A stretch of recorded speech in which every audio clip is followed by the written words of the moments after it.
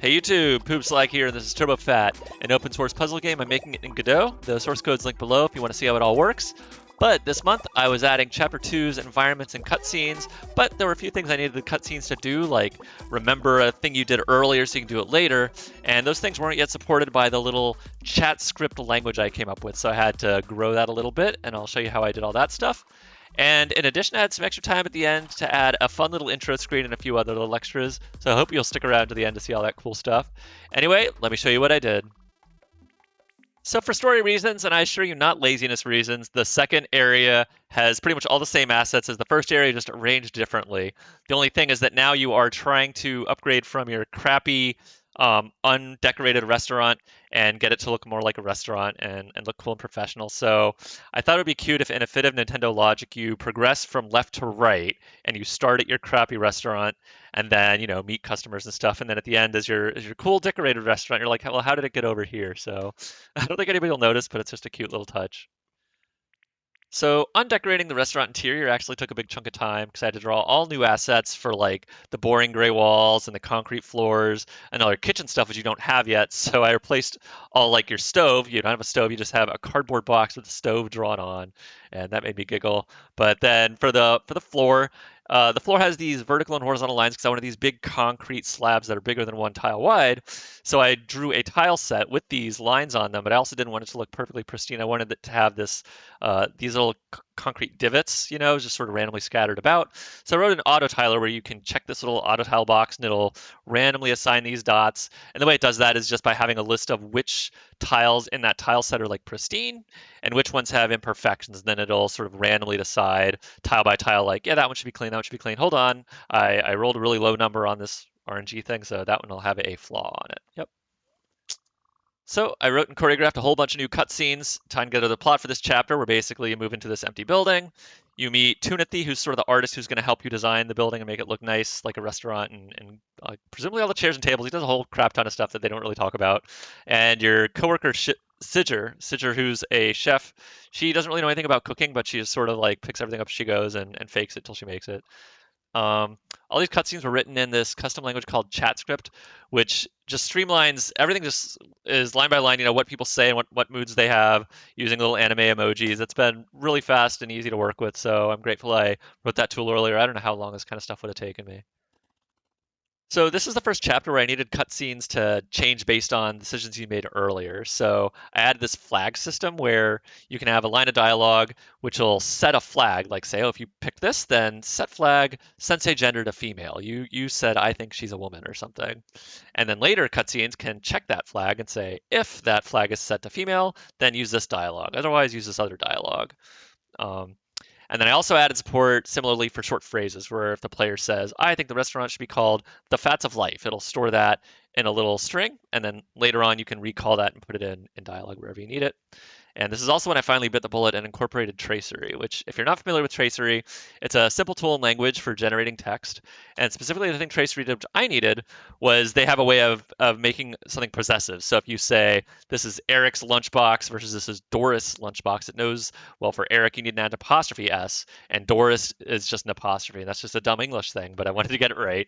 So yeah, now I support that little possessive tag.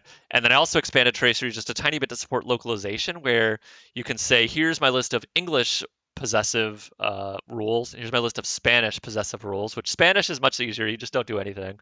But other languages might be even crazier. I don't know. So now it's all pigeonholed, and I don't have to worry about like finishing my game and then saying like, crap, that apostrophe S rule I wrote in needs to work 30 different ways. So just thinking forward just a little bit.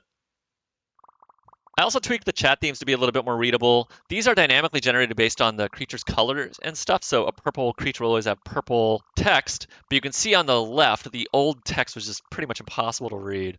So it was sort of hard to tell because, like 100% red text was not so bad, but 100% blue text was really dark. So basically, there's an algorithm which you can find online which says, based on this RGB value, oh, if it's very blue, that's actually a pretty dark color. If it's very green, then green is pretty easy to see, so our eyes pick it up. And then based on that number, if it's a very bright color on a white background, then I will make it darker. And if it's a very dark text on a black background, I make it lighter based on that calculated brightness value. I also do something similar with the accents behind the text to make sure they're always a little visible, but not too visible or too hard to see. So I also tweaked how pieces move just a little bit. O and I pieces now, they spawn with a leftward bias instead of a rightward bias because that seemed to match other games. And then U pieces now, they rotate similar to J and L pieces because before they were spawning upside down and then kicking the floor twice when they did a full 360. So you would run out of floor kicks at the faster piece speeds. And there were some kludges in places that wouldn't happen, but I didn't like it. So now they are pretty much identical to J and L pieces. The ugly thing is now they spawn upside down, so they don't land on T pieces the same way they used to, which I really liked that. But a cool bonus is now they support this cool sideways kick to make snack boxes, which comes in handy. And I've actually put it in a tutorial to make sure the player knows about it because I think it's like a really cool feature.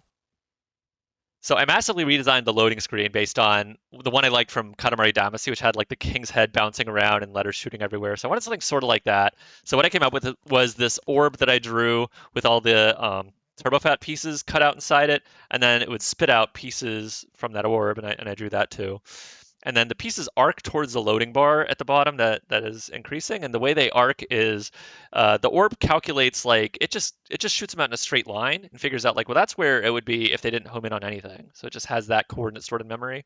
And then it knows here's where they should be on the loading bar. And then just sort of lerps those two positions together based on how long it's been since the piece was launched. And that gives it this cool homing effect. It was a lot easier than I thought it was going to be. I love how it looks. And then you can even aim and rotate it using the arrow keys and rotate keys, which why would you ever do it? I don't know, but it's there. And then when I posted it to Reddit, I was really happy with how this thing looks, so I shared it with everybody. And I got some feedback, which was, it's nice, but it's all just white. Have you thought about adding some color to it? And then I did. So I made it so when the pieces hit the loading bar, they burst into a rainbow, and there's these particles everywhere. It's so overkill, but I really love how it looks. It's just a shame the player only gets to see it for like 5 or 6 seconds, but it is the first 5 or 6 seconds, so it'll give them a good first impression, right? So that's where we're at after August. We got the new Chapter 2 cutscenes all in place and the environment in place. We got the new ugly undecorated restaurant, so hooray for that, I guess. We got traceries in place now, and yeah, this cute new loading screen. Gotta love that thing. But the thing we didn't get to, which is really important, is the levels for Chapter 2. I mean, it's all the same levels as Chapter 1, so how lame is that? I have some ideas for the new levels. I want to add some levels that sort of incorporate Sidger's laziness thematically. So maybe if you try to get rid of 3 or 4 lines at once, it'll just clear like 1. And you'll be like, what about those other lines? And then he'll be like, fine, I'll clear another line. He'll just be very slow at it and obnoxious. So I thought that might be cute. But if you have some ideas for your own levels, we do have a Discord, a TurboFat Discord you can join and let me know what you think of the game, pitch your ideas. And if you want to try the game, it is still free on Itch.io. You can play it in a browser. You can also download it from Itch.io and GitHub. And it even works on smartphones, so if you want to try it on your Android device, you can try it there as well. But anyways, I hope you'll tune in next month to see the levels I came up with. And thanks so much for watching, and see you guys next time.